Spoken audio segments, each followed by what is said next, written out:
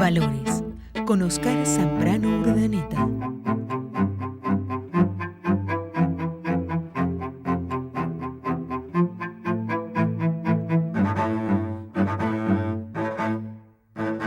Hola, ¿qué tal?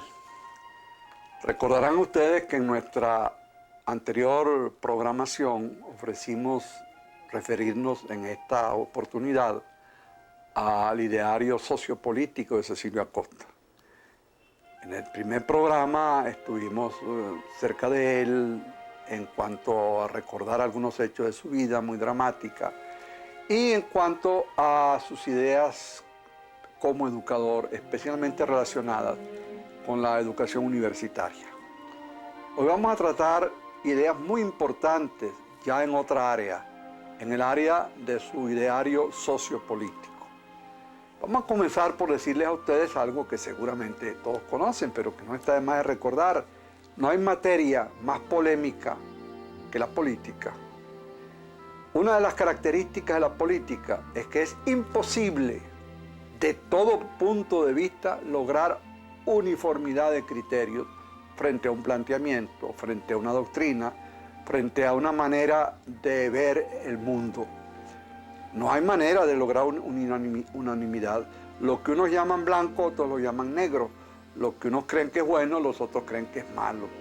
De manera que en política siempre habrá adversarios en pugna, cada uno de los cuales considerará que la razón está de su parte y que todo lo bueno depende de su causa y todo lo malo corresponde a sus opositores, es decir, a la oposición.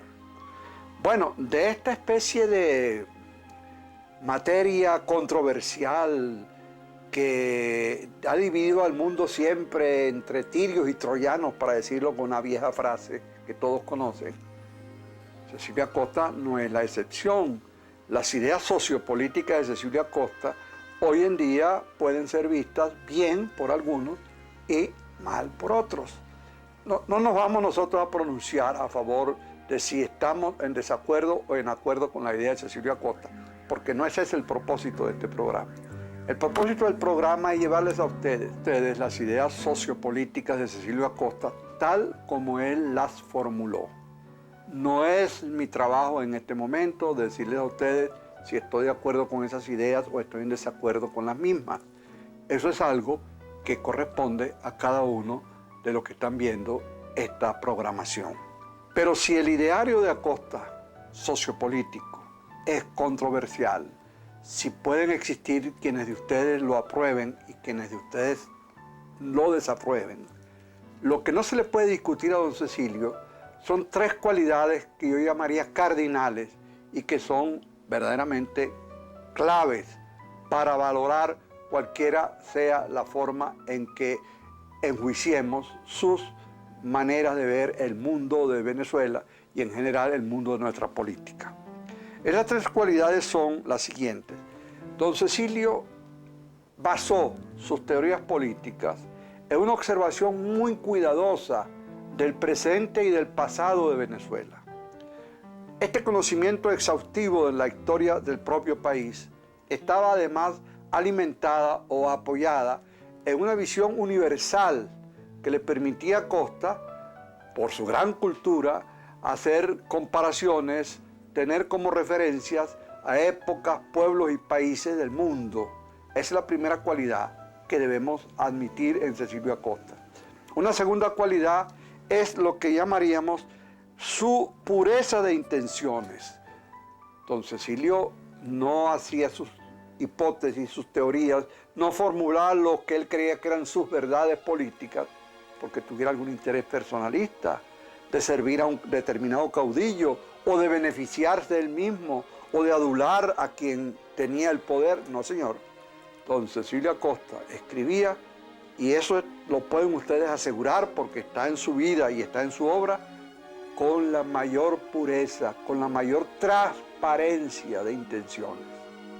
Y en tercer lugar, algo muy obvio, a quien así procedía no lo hacía para halagar o denigrar a quienes estaban en el poder, pero había que tener mucho coraje, había que tener mucho valor hay que seguir teniendo mucho coraje y mucho valor también en nuestro tiempo, para divulgar aquellas que él consideraba sus verdades, le gustaran o no le gustaran a los poderosos de turno. De modo que si lo que él decía no le gustaba a los influyentes caudillos del país, pues él tenía una recompensa bastante dura, como era el que se le negara el acceso a los cargos políticos, a los cargos oficiales y muchas veces a algunas instituciones privadas. Pero eso no le importaba a Acosta. Acosta decía lo que creía que debía decir sin medir consecuencias de tipo personal. Hay un enorme ideario de Acosta en materia social, política, económica, religiosa, pero dentro de ese enorme espacio tenemos que elegir 2 o 3 temas. Y para la conversación de hoy he seleccionado lo siguiente.